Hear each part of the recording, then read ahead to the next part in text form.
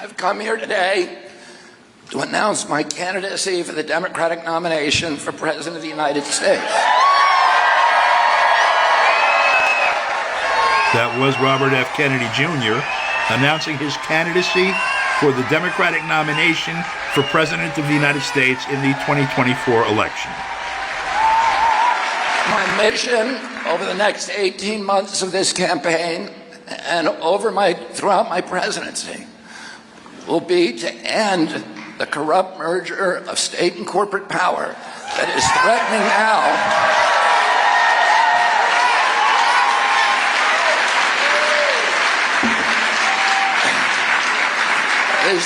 now to impose a new kind of corporate feudalism on our country, to commoditize our children, our Purple Mountain's majesty, to poison our children and our people with chemicals and pharmaceutical drugs, to strip mine our assets, to hollow out the middle class, and keep us in a constant state of war.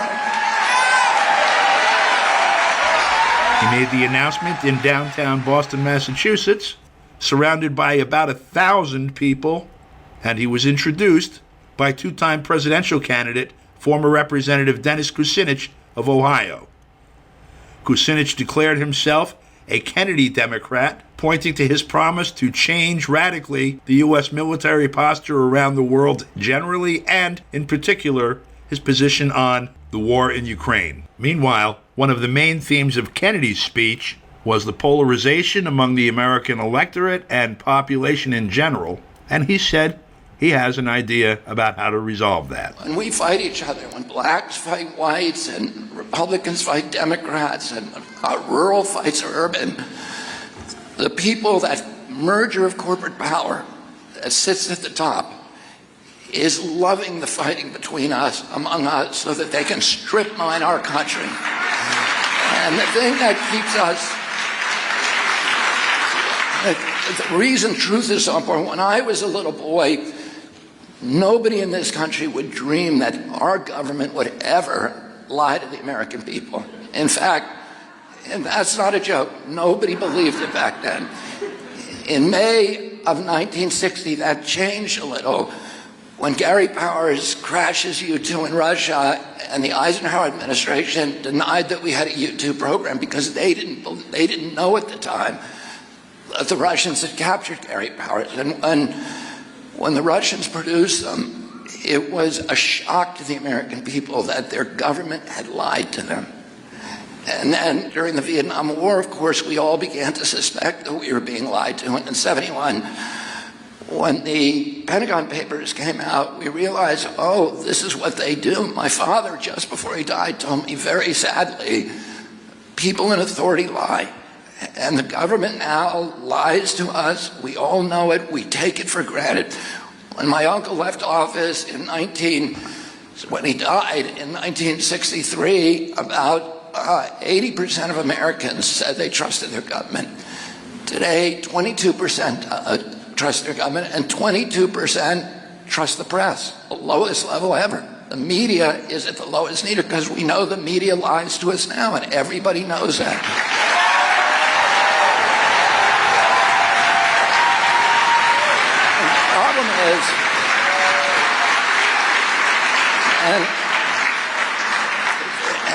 And the problem is that when the sources of information that we're always used to and that we need to rely on in a democracy, when they start lying to us, Americans look for other sources because they know they're being lied to, and they look for other sources of the truth.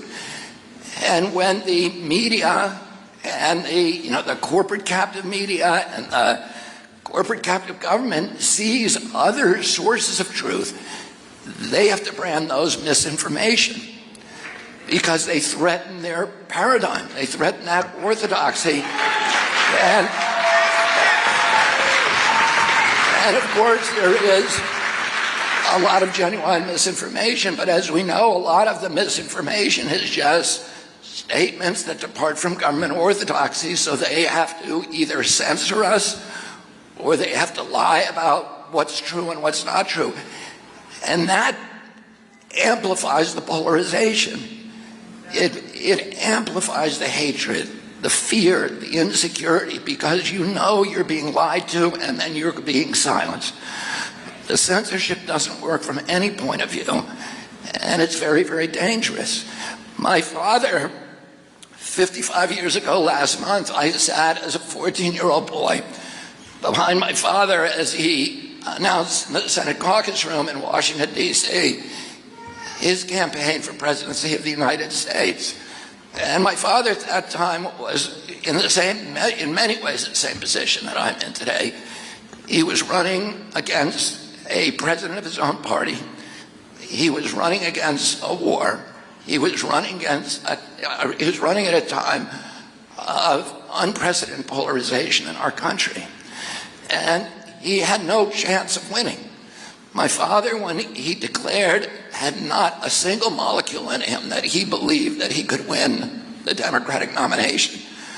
Why is that? He had run his brother's campaign in 1960, 8 years before. But now, all the unions were against him with two exceptions, the United Auto Workers and Cesar Chavez's United Farm Workers. The liberal press was 100% against him, from the New York Times to the Village Voice.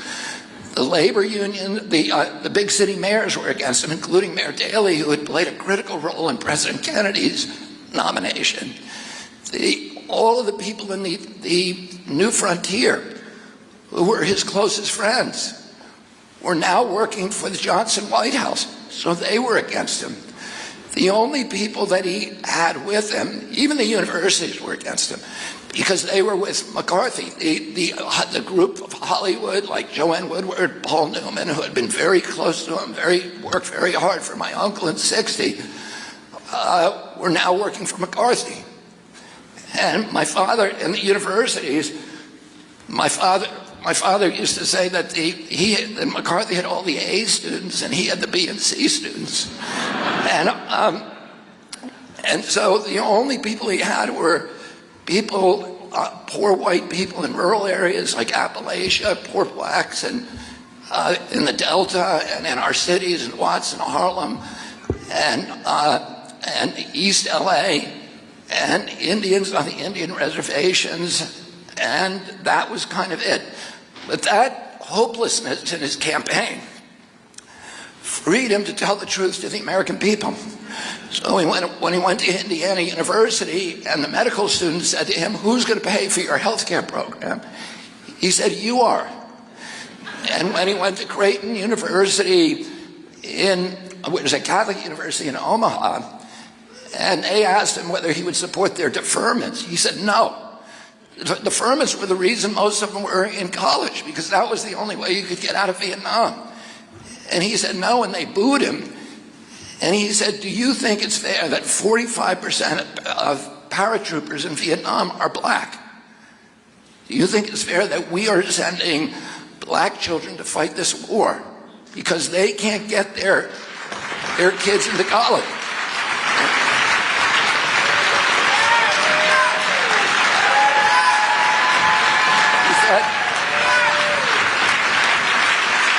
He said, "I can get my 10 kids into college and get them out of the war if I want to. But do you think that that is consistent with your Catholic values at this university?" And when he ended, they gave him a standing ovation.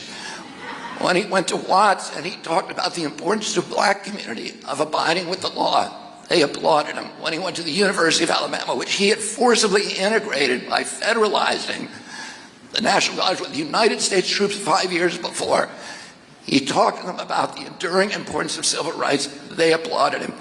When he went to the University of Kansas and gave a speech to 20,000 people and the kids in the auditorium, who were all corn-fed, Midwestern, pro-military, pro-Vietnam, and he talked to them for an hour about his evolution on the progression of the Vietnam War. And at the end of that, the applause was so thunderous that Jack Newfield, who was one of the reporters who was with him that time, said it felt like the roof was coming off of the auditorium. The students rushed the stage. They were throwing chairs. They just wanted to hear the truth. That's it. And the day he died, he won the California primary, the most urban state in this country, and the same day the South Dakota primary, the most rural. He had succeeded in uniting America and building that bridge just by telling people the truth. From Boston, Massachusetts, for KPFK, I'm Don DeBar.